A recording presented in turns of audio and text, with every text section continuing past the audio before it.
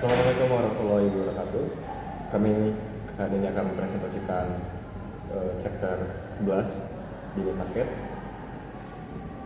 Untuk itu, saya sendiri dengan Albert Satrio Nugroho.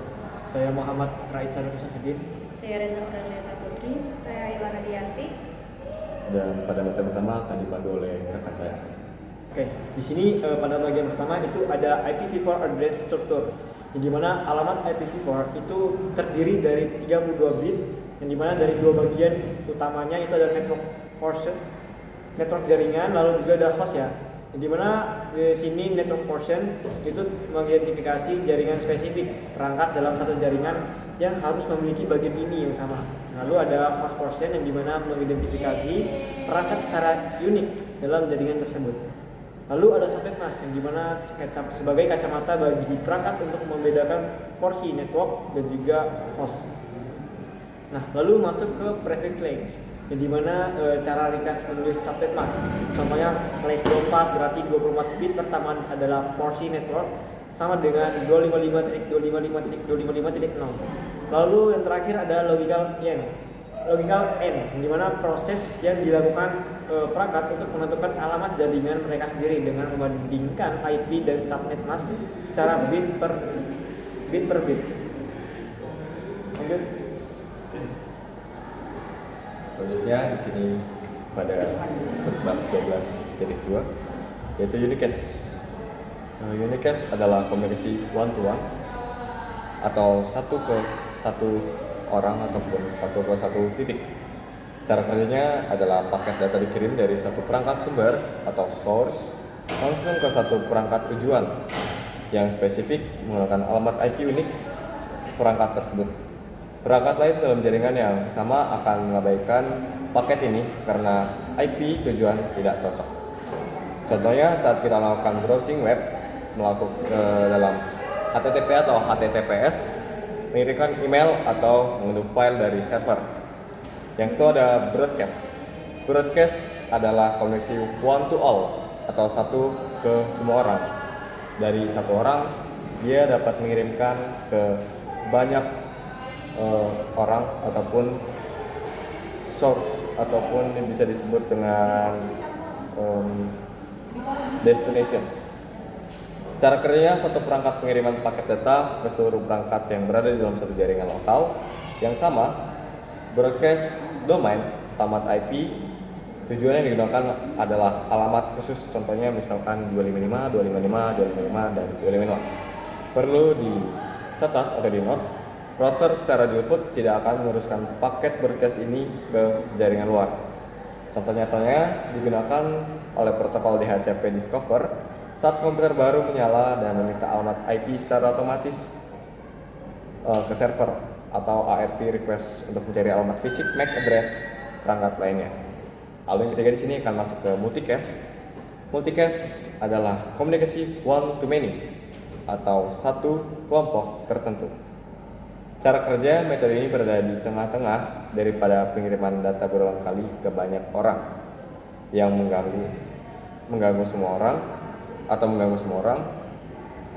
Pengiriman hanya mengirim satu paket ke alamat IP grup khusus, hanya perangkat yang sudah terdaftar atau bergabung dalam kurung bisa disebut dengan subscribe ke grup tersebut yang akan menerima datanya.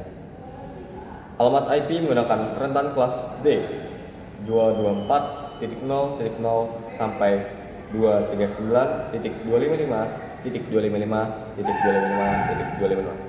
Contoh nyatanya layanan video streaming langsung, video conference atau komunikasi antara router menggunakan protokol seperti OSPF.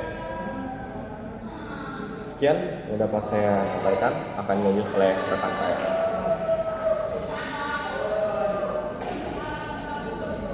Selanjutnya yaitu 11.3 Types of IPv4 Addresses. Pada materi ini kita membahas jenis-jenis IPv4 address. Tidak semua IP address sama, ada yang digunakan untuk internet dan ada juga yang hanya digunakan di jaringan lokal. 11.3.1 Public and Private IPv4 Addresses. Public IP digunakan untuk terhubung ke jaringan, sedangkan privat IP digunakan di jaringan lokal seperti rumah, sekolah, atau kantor. 11.3.2 yaitu routing to the internet. Perangkat yang menggunakan privat IP memerlukan router dengan NAT agar bisa mengakses internet. Yaitu selanjutnya 11.3.3 yaitu activity path or block IP4 addresses. Pada bagian ini kita belajar membedakan alamat IP yang bisa digunakan di internet dan yang tidak. Selanjutnya yaitu 11.3.4 special use IP4 addresses. Ada juga IP khusus misalnya 127.0.0.1 untuk localhost atau pengujian pada komputer sendiri. 11.3.5 latency classful addressing. Dulu IP4 dibagi menjadi kelas A, B, C, dan E. Pembagian ini digunakan untuk membedakan ukuran jaringan. 11.3.6 assessment of IP addresses. IP address bisa diberikan secara manual atau statik atau otomatis menggunakan DHCP. 11.3.7 activity public or private IP4 addresses. Di bagian ini kita berlatih mengenali apakah suatu IP ini termasuk public atau privat. Lalu selanjutnya yaitu 11.4 network segmentation. Network segmentation adalah cara membagi jaringan besar menjadi beberapa jaringan kecil supaya lebih cepat, lebih aman, dan lebih mudah dikelola. 11.4.1 broadcast domain and segmentation. Broadcast itu seperti pengumuman yang dikirim ke semua perangkat dalam satu jaringan. Kalau perangkatnya banyak, jaringan bisa jadi sibuk. Makanya jaringan dibagi menggunakan router atau VLAN agar broadcast tidak menyebar ke semua perangkat. 11.4.2 problem with large broadcast domain. Kalau broadcast domain terlalu besar, jaringan bisa menjadi lambat, lalu lintas data semakin padat, dan proses mencari masalah juga jadi lebih sulit. 11.4.3 reason of segmenting network. Segmentasi dilakukan supaya performa jaringan lebih baik, broadcast berkurang, keamanan meningkat, dan pengelolaan jaringan menjadi lebih mudah. Jadi semakin besar sebuah jaringan, semakin penting digunakan segmentasi agar jaringan tetap cepat, stabil, dan mudah dikelola. Selanjutnya akan disampaikan oleh teman saya.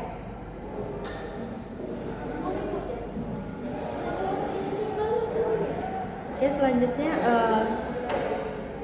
kita akan masuk ke 11.5. Di 11.5 itu ada subnet IP versi 4 network.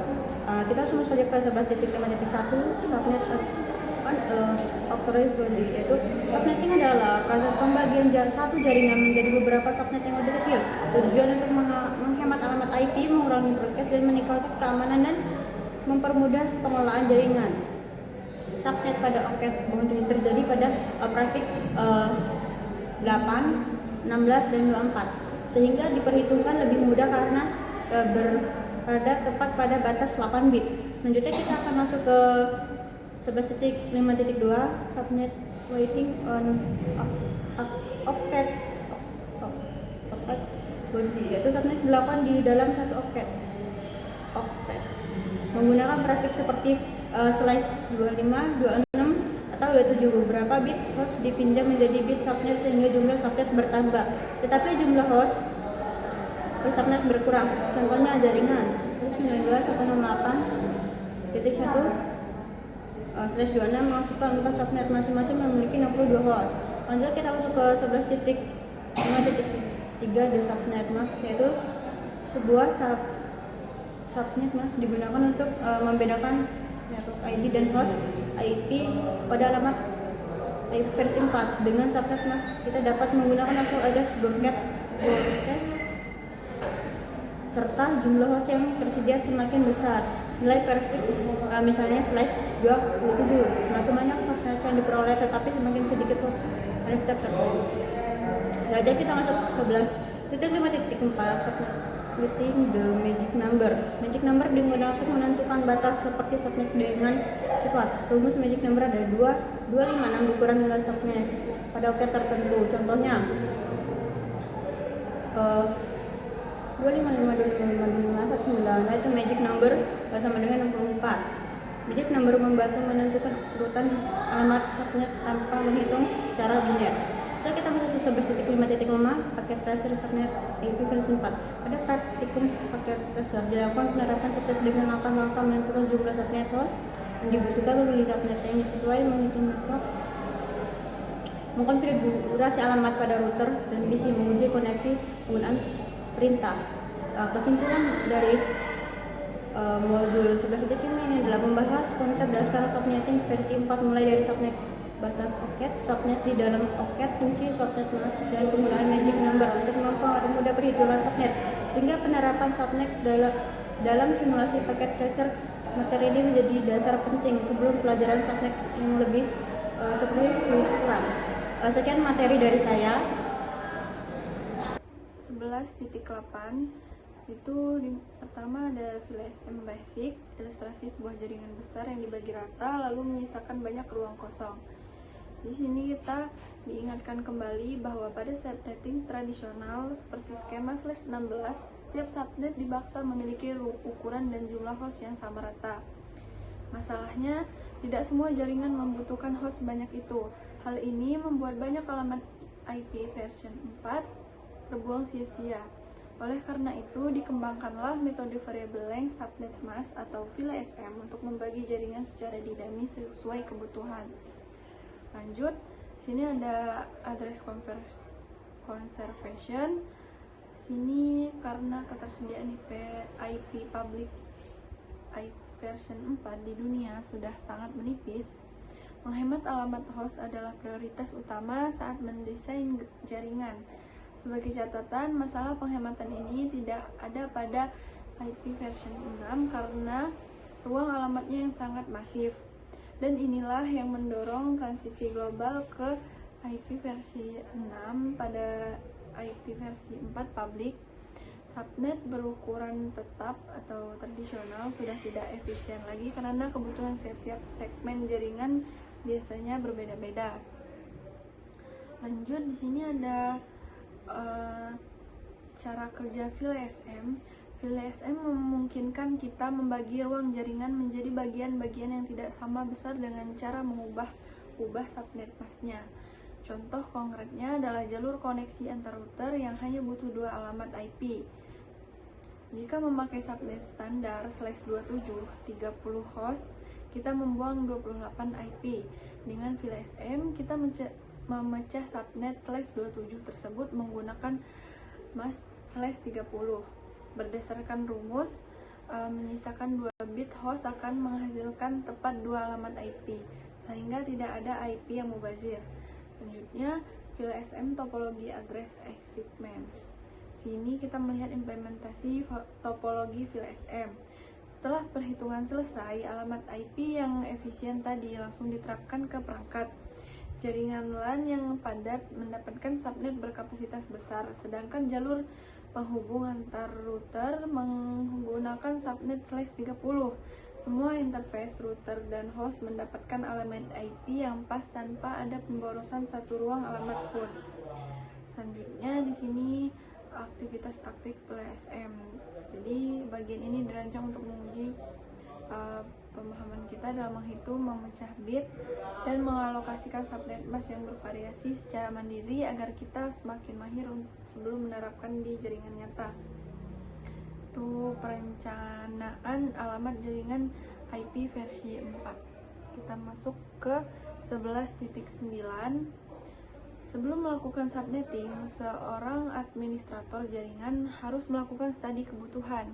Kita harus tahu berapa subnet yang dibutuhkan, jumlah host, dan potensi pertumbuhan di masa depan. Perencanaan ini memisahkan area intranet, jaringan internal yang menggunakan IP privat dan lebih fleksibel, dengan area yang menghadap internet luar. Di area DNS ini menghemat ketat, penggunaan VLSM wajib dilakukan karena keterbatasan IP publik. Selanjutnya, device address assignment. Kita mempelajari aturan pengolokasian alamat perangkat. Pemberian IP dibedakan menjadi berdasarkan jenis alamatnya. Yang pertama itu end user client menggunakan DHCP agar IP terisi otomatis, penghemat waktu staff, dan menghindari salah ketik. Kedua, server dan peripheral menggunakan IP statis yang konsisten. Server publik di internet nantinya akan diakses menggunakan bantuan NAT. Setelah itu, intermediary device device, switch atau router. Diberikan IP statis demi kemudahan manajemen, monitoring, dan keamanan. Selanjutnya ada gateway. Jadi setiap interface router yang menjadi gerbang keluar jaringan harus diberi IP statis yang dapat diprediksi oleh host di bawahnya. Sekian dari saya. Terima kasih. Saya akhiri. Wassalamualaikum warahmatullahi wabarakatuh. Assalamualaikum warahmatullahi wabarakatuh. Perkenalkan, nama saya Rahmat Fadila Putra dari kelas 2C dengan FM 25782079. Saya di sini akan mempresentasikan materi tentang chapter 11.6 subnet /16n/8pp. Pertama, apa itu IPv4 addressing? IPv4 atau Internet Protocol versi 4 adalah sistem pengelamatan yang digunakan untuk memberikan alamat unik pada setiap perangkat. Di jaringan alamat IPv4 terdiri dari 32 bit yang dibagi menjadi 4 oktet, masing-masing berisi 8 bit. Oke, yang selanjutnya prefix /8. Prefix /8 berarti 8 bit pertama digunakan sebagai network ID, sedangkan 24 bitnya sisanya digunakan sebagai host ID. Contoh subnet masknya 255.0.0.0. Oke, prefix /16. Prefix /16 berarti memiliki 16 bit pertama digunakan dengan network ID, sedangkan 16 bit sisanya digunakan menjadi host ID. Subnet masknya 255.0.0. Oke, jadi kesimpulannya prefix /8 menggunakan 8 bit pertama sebagai network ID dan 24 bit sebagai host ID, sehingga dapat menampung hingga 16.777.214 host. Prefix /16 menggunakan 16 bit sebagai network ID dan 16 bit sebagai host ID, sehingga dapat menampung sehingga 65.534 host. Semakin besar nilai prefix, semakin sedikit bit host yang tersedia, sehingga jumlah host yang dapat digunakan dalam satu subnet juga semakin sedikit. Memahami prefix /8 dan /16 merupakan dasar penting untuk mempelajari subnetting yang lebih lanjut seperti /24, 25, 26, dan seterusnya. Oke, selanjutnya saya akan mempresentasikan materi 11.7.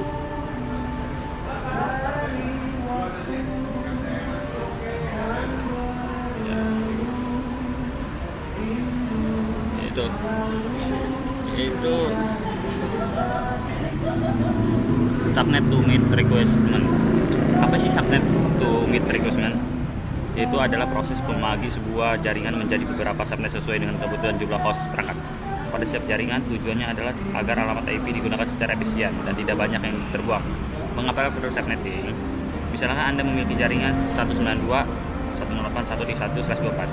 Jaringan 124 menyediakan 254 host yang digunakan, namun jika hanya ada 20 komputer dalam satu ruangan memberikan satu jaringan 124, berarti masih ada sekitar 234 alamat IP yang tidak terpakai. Hal ini kurang efisien. Dengan subnetting, jaringan besar dapat dibagi menjadi beberapa jaringan kecil yang sesuai dengan kebutuhan masing-masing.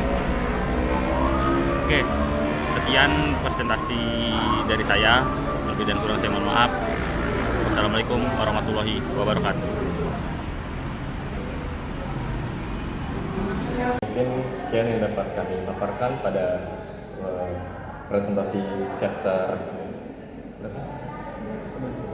Mungkin sekian yang dapat kami paparkan pada chapter 11 ini.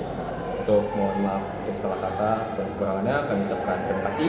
Wassalamualaikum warahmatullahi wabarakatuh.